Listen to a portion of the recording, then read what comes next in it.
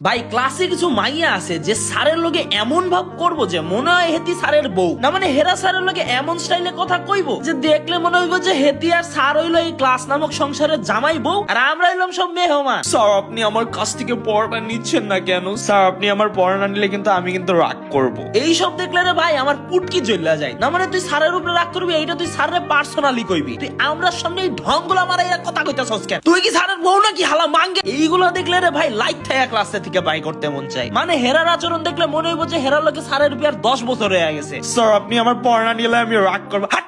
যত সব ফাউল মেয়ে। বাট ভাই শান্তি তো পাইছিলাম যেদিন স্যারের কোচিং এ স্যারের আসল বউ সামনে ওই মায়েরা স্যারের লগে যখন বউমার আচরণ করছিল।